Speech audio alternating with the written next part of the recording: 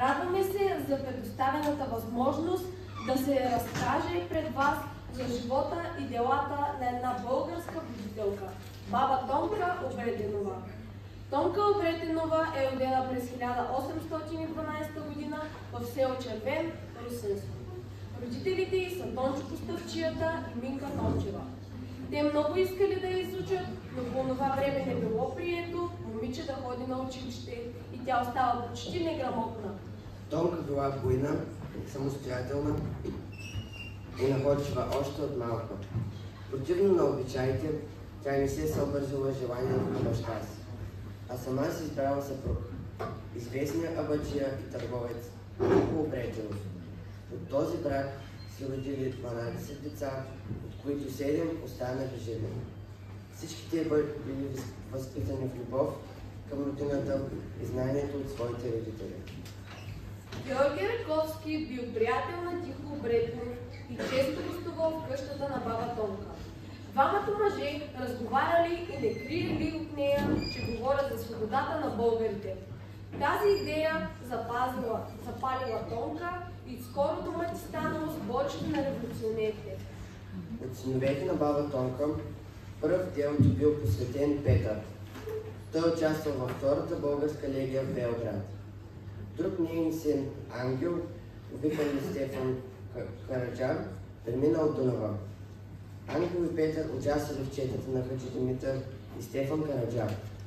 След тежки боеве Петър загинал някъде в Балкана, а Ангел бил заловен. Тонка публично не поронила и сълза. Затова била обувана от българки, синовете й са тръгнали по кривия път. Когато отива да види Ангел в затвора, тя е рогана и блъскана от затиетата, като майка на комита, но разиграва блестящ спектакъл. Хокала заловените четници, а сина си родаела.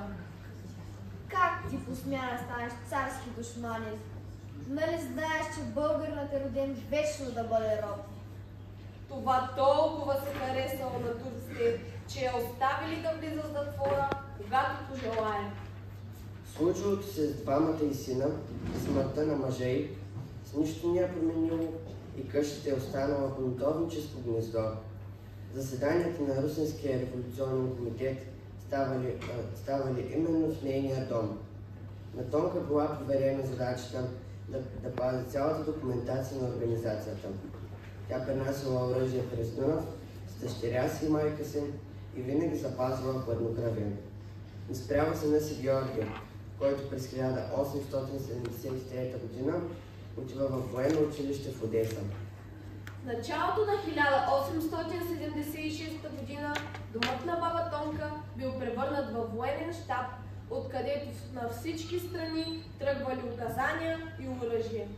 През априлското въстание Георги Обретенов загинал като апостол в Сливенско, а Никола бил заловен. Отново баба Тонка всеки ден носила в затвора храна, дрехи, лекарства на заловените ботеви четници. Самото й присъствие им давало сили да се държат достойно. Никола Обретенов бил заточен в Мала Азия, но вече никой българин не упреквал баба Тонка. Тя изпращала поредния си син отново, без сълзи. Напротив, публично заявила: 4 сина загубих. 2 са в гроба, другите полуживи. Но още 4 да имах. Пак щях да ги карам да носят българското знаме с златния лъв. През 1878 г. Ангел и Никола се завърнали от заточението. Анастасия Обретенова се омъжила за революционера, писателя и публициста Захари Стоянов. От неговите записки по български въстания черпим информация за личността и революционното дело на баба Тонка. Баба Тонка умира през 1893 г. Хората я запомнят с неизменната черна забрадка, вечно изпращаща и вечно чакаща. Наричана от турци и от българи майка на бунтовници, тя се превръща в свещения образ на българската майка.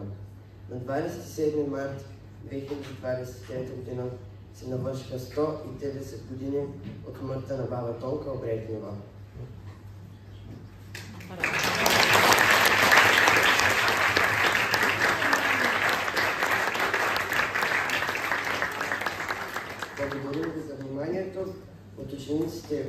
Основно училище Свети Кирил и Методий, град Горна Оряховица.